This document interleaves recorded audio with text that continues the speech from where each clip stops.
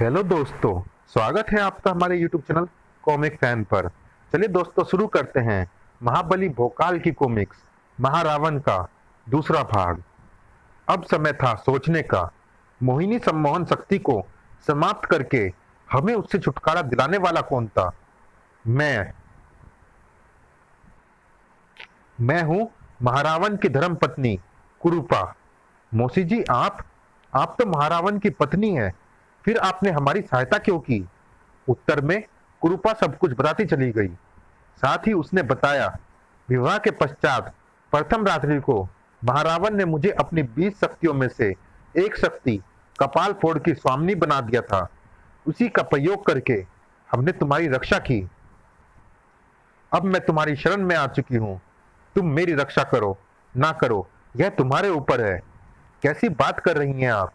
आप हमारी माँ समान हैं और माँ की रक्षा करना हर पुत्र का प्रथम कर्तव्य होता है। कुरूपा को माँ का दर्जा देकर उसकी रक्षा करने का वचन दे चुका था भोकाल, जबकि उसे मृत्यु देने की तैयारी में जुटा हुआ था महारावण। तो वह नागिन मेरे शत्रुओं से जा मिली और मेरी 2 शक्तियों के नाश का कारण भी बनी। उस विश्वासघाती राक्षसी का अब जीवित रहना ठीक नहीं। देखता हूँ भोकाल और उसके साथी उसकी रक्षा कैसे करते हैं।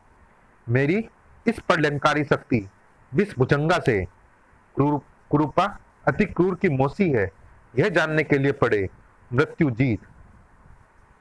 जिसका घातक विष शत्रुओं के खेमे में मृत्यु का आतंक फैला देगा।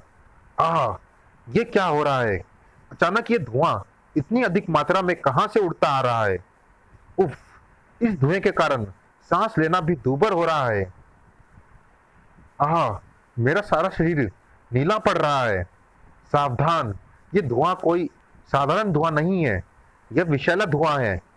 वृद्ध ने सभी को चेताया, लेकिन तब तक देर हो चुकी थी। उस विष ने वहां के सारे वातावरण को विषाक्त कर दिया था। आह, उफ! जिसे भयंकर रूप धरकर विष भुजंगा उगल रहा था। हा हा हा! जब तक इस विष के प्रभाव से महारानी कुरूपा के सांसों की डोर नहीं टूट जाती, तब तक मेरे विष उगलने का यह क्रम नहीं टूटेगा। एक क्रम और नहीं टूटेगा तब तक, जब तुम सबके मृत्यु को प्राप्त होने का क्रम। सैकड़ों को मौत के घाट उतार चुका था वह विष, और सैकड़ों को उतारने जा रहा था। यह सब कुरूपा से न देखा गया। मैं तुम्हारे सारे साथियों को काल के गाल में जाता नहीं देख सकती पुत्र। वह दुष्ट मेरे प्राण लेना चाहता है ना। तुम सबके लिए मैं हंसते हंसते अपने प्राणों की आहुति दे दूंगी। पुत्रों की आंखों के सामने माँ अपने प्राणों की आहुति दे दे तो धिक्कार है ऐसे पुत्रों पर। मेरा मित्र सही कह रहा है माँ। मृत्यु की बेदी पर अगर किसी की आहुति दी जाएगी तो वह तुम्हारी नहीं, दुष्ट विष भुजंगा के प्राणों की आहुति होगी। आओ साथियों। तीनों वीरों ने विष भुजंगा की तरफ कदम बढ़ा दिए। इसी के साथ विष भुजंगा ने अपनी विष उगलने की शक्ति बढ़ा दी। बढ़ो विष भुजंगा के विष के तूफान में अपना जीवन खोने के लिए आगे बढ़ो। जीवन जाए या रहे, लेकिन ये कदम तुझ तक पहुंचने से पहले अब नहीं रुकने वाले। तीनों महाबलियों का एक ही लक्ष्य था, एक ही प्रतिज्ञा, और अपनी प्रतिज्ञा को पूरा करने के लिए तीनों आगे बढ़ते ही जा रहे थे, अपने गलते हुए शरीरों को देखे बिना, अपने जीवन की चिंता किए बिना। ओह, इस तरह तो विष का प्रभाव इन्हें शीघ्र ही समाप्त कर डालेगा। उन्हें रोकना होगा। वृद्ध को उन तीनों के प्राणों की चिंता थी, तभी तो वे उन्हें रोकने जा पहुंचे थे। ये क्या मूर्खता कर रहे हो महाबली? विष के विरुद्ध अपने आप को बलि देने को तैयार हो। यह बात भूलकर कि विष को विष ही काटता है, विष को विष ही काटता है। ओह, आपकी इस बात से मुझे विष भुजंगा को समाप्त करने का एक उपाय सूझ गया है। आप अति क्रूर और धनुषा को रोकिए। मैं अभी कुछ क्षणों में ही वापस लौटता हूँ। हम जानते हैं हमारी बात से तुम्हें क्या उपाय सूझा है महाबली। तुम विष को विष से ही काटना चाहते हो, और उसके लिए अपने पंखों की सहायता से द्रुत गति से उड़कर तुम विष सागर के तट पर वहां पहुंचोगे जहां तुमने मत्स्य केतु से प्राप्त की उसकी विशाल विष ग्रंथि रखी हुई है। यह जानने के लिए पड़े डंकिनी। फिर तुम बिना कोई क्षण गवाए उस विष ग्रंथि को अपने प्रहारा की सहायता से उठाओगे और वापस लौट पड़ोगे और यहां लौटकर उस विष ग्रंथि को फोड़कर यहां करोगे मत्स्य केतु के भयंकर विष की वर्षा। इसी के साथ दो भयंकर विष एक दूसरे से क्रिया करके समाप्त तो होंगे ही, साथ ही समाप्त होगी महारावण की एक और महाशक्ति विषभुजंगा। अर्र! विषभुजंगा के समाप्त होने के साथ ही सभी के शरीरों के जख्म भी ठीक हो गए। धन्यवाद पुत्र। मां की रक्षा कर पुत्र धन्यवाद का नहीं आशीर्वाद का हकदार होता है। इस शक्ति के समाप्त होने ने महारावण जैसे पराक्रमी को भी सोचने के लिए विवश कर दिया। एक एक करके हमारी सारी शक्तियां नष्ट होती जा रही हैं, लेकिन अब ऐसा नहीं होगा क्योंकि अब हम अपनी अगली शक्ति को कपट के साथ चलाएंगे और ऐसा करने में हमारा साथ देंगे कपट गुरु तुषाराचार्य, जिसके बुलावे पर साक्षात मृत्यु सामने आ खड़ी हो सकती है। तो फिर उसके बुलावे पर तुषाराचार्य क्यों ना आता। हम तुम्हारी परेशानी का कारण जानते हैं महारावण, इसीलिए उसका हल भी हम अपने साथ लेकर आए हैं। क्या है वह हल, तुरंत बताओ हमें। हमें कपट का प्रयोग करना होगा और वह कपट ऐसा होगा जिसे भोकाल चाहकर भी नहीं काट पाएगा। सुनो, मैं तुम्हें बताता हूं अपनी कपट योजना। फिर कपट गुरु धीरे धीरे महारावण को अपनी वह कपट योजना बताता चला गया, जिसका पता मानवता के इन रक्षकों को शीघ्र ही लगने जा रहा था। सड़ाक! ओह, यह क्या? महारावण की किसी नई शक्ति के आने की चेतावनी। पिछली शक्तियों की तरह महारावण की ये शक्तियां भी वापस लौटकर नहीं जाएंगी। अरे पीछे पलटने के साथ ही भोकाल ऐसे उछला जैसे ठीक उसके नीचे ज्वालामुखी फट पड़ा हो। सामने का दृश्य ज्वालामुखी के फटने से कम भी नहीं था, क्योंकि महारावण की शक्तियों के रूप में उसके सामने खड़ी थी उसकी अपनी ही पत्नियां, जिनके पास उसके बच्चे भी मौजूद थे। लेकिन वे बच्चे गोद में नहीं थे, सीने से बंधे हुए थे। सभी हतप्रभ स्तब्ध खड़े ही रह गए, जबकि सामने से प्रहार भी हो गया। हा, कोई नहीं बचेगा इस सूल रस्सी से।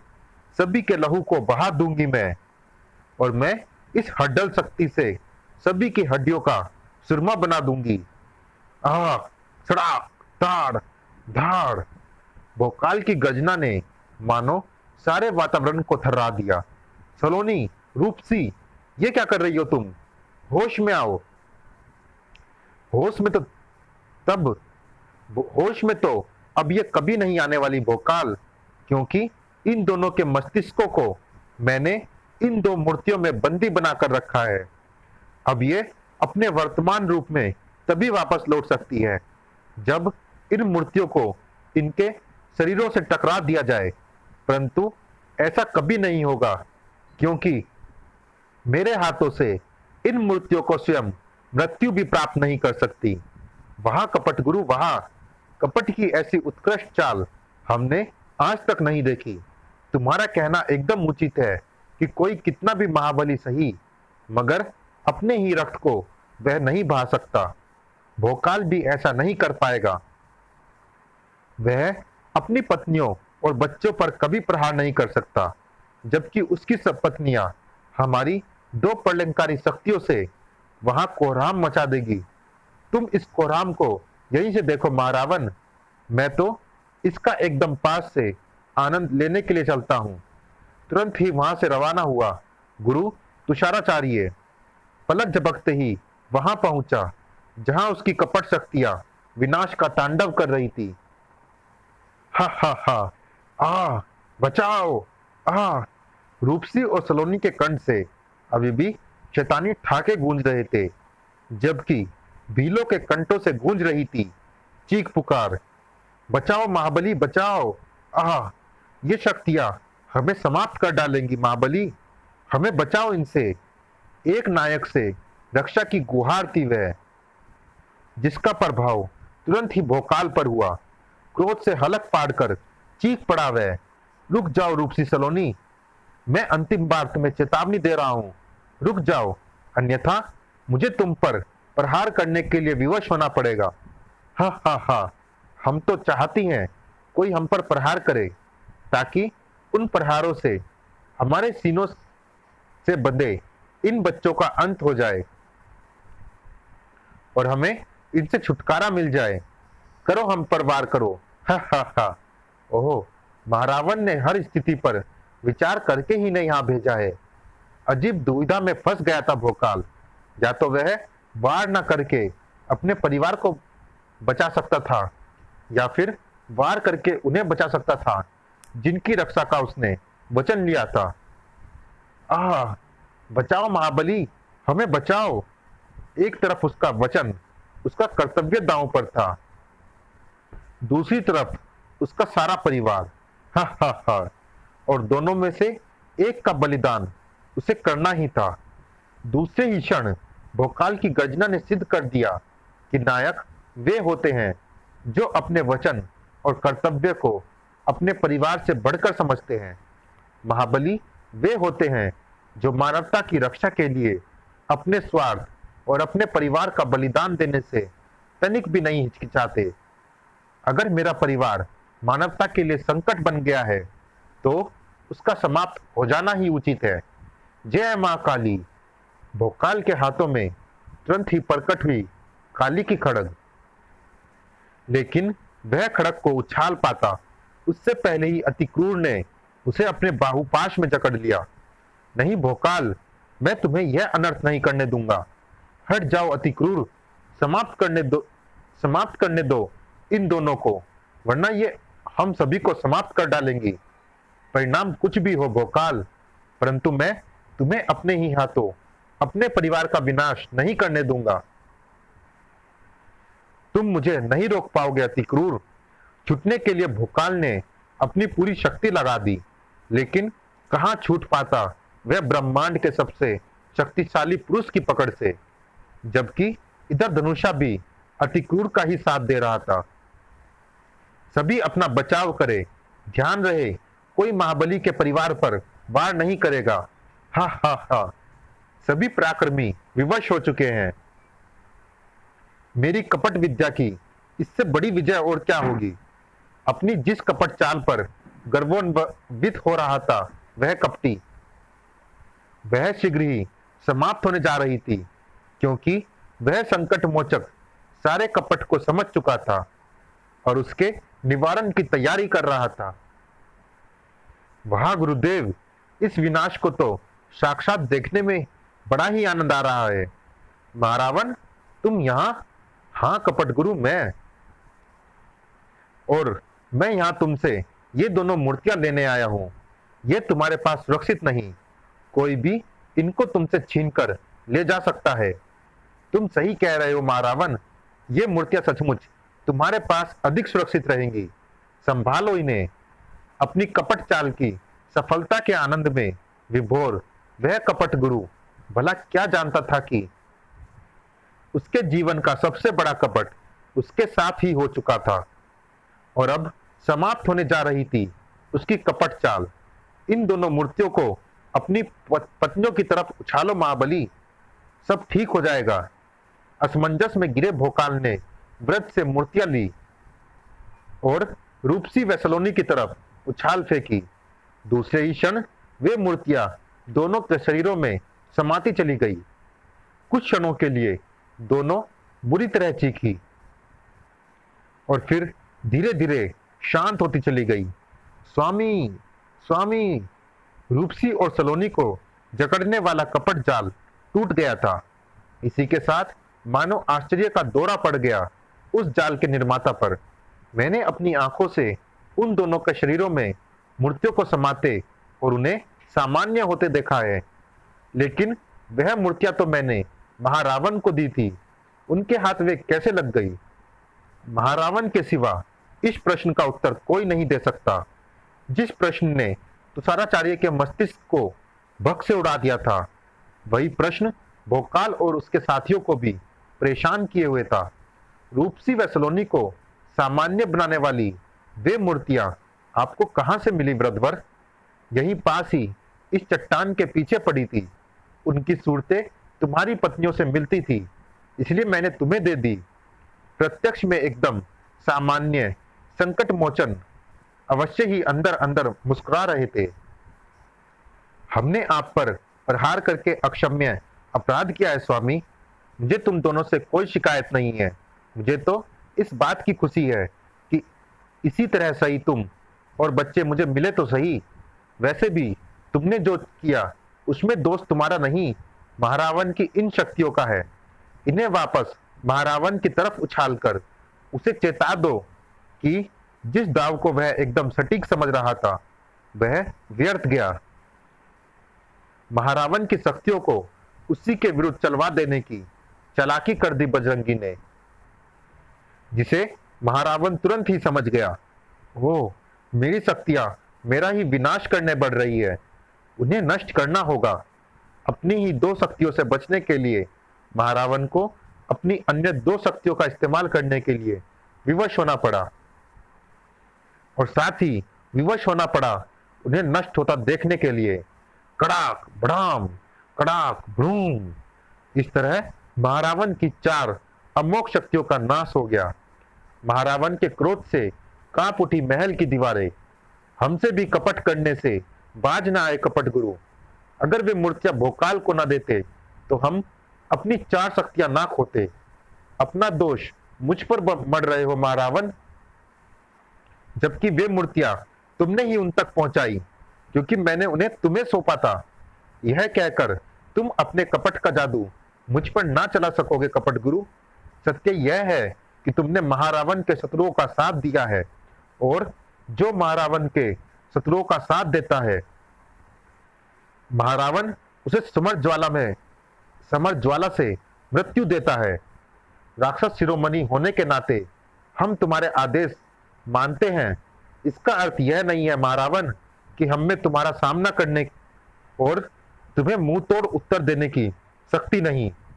आज तक तू अपनी विद्या से कपट मृत्यु प्राप्त करता आया है कपटी, लेकिन अब ऐसा नहीं होगा। सिंह शक्ति तुझे समूचा निगल जाएगी। अमोघ शक्ति थी सिंह शक्ति, लेकिन कम तुषाराचार्य भी न था। अपनी समस्त शक्तियों का प्रयोग कर सिंह शक्ति को अपने साथ लेकर ही मरा। ओहो, कपट गुरु के साथ ही मेरी सिंह शक्ति भी समाप्त हो गई। इसी के साथ 20 में से मेरी 12 शक्तियां नष्ट हो चुकी है। अगर मैंने अब युक्ति से काम नहीं लिया तो बाकी बची शक्तियां भी ऐसे ही नष्ट हो जाएगी। शक्तियों के साथ अपनी बुद्धि का इस्तेमाल करने की ठान ली महारावण ने, और लिया वह निर्णय। यह सब हनुमान के कारण हो रहा है।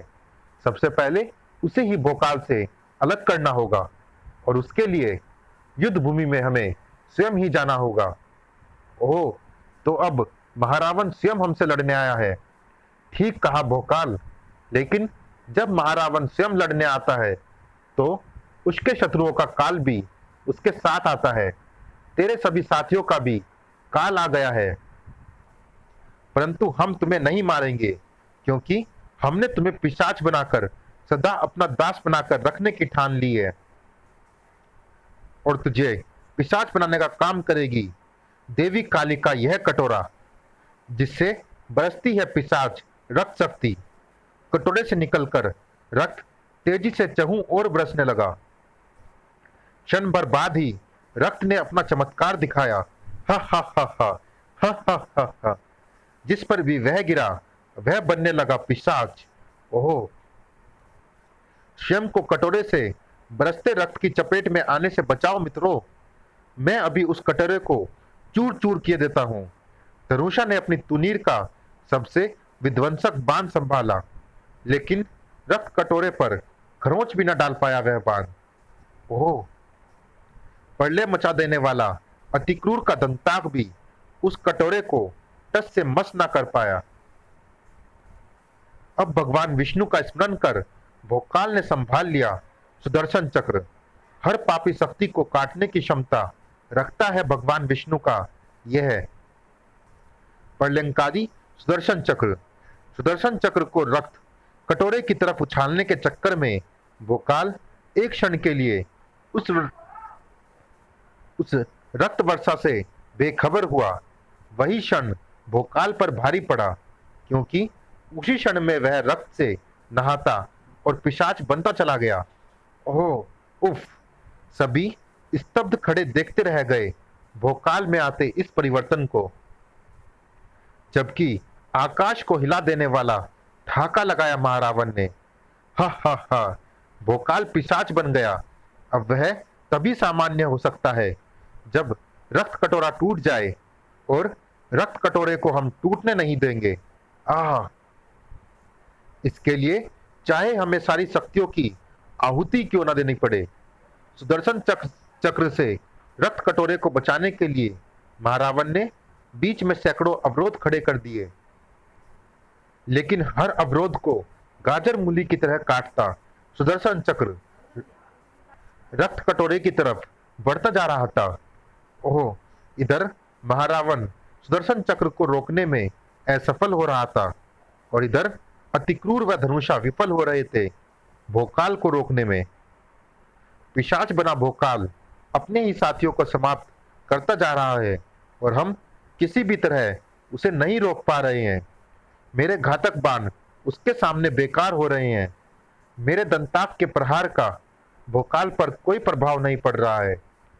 चलिए दोस्तों, इस भाग में इतना ही। ये रोमांचक कॉमिक्स जारी है अगले भाग में भी।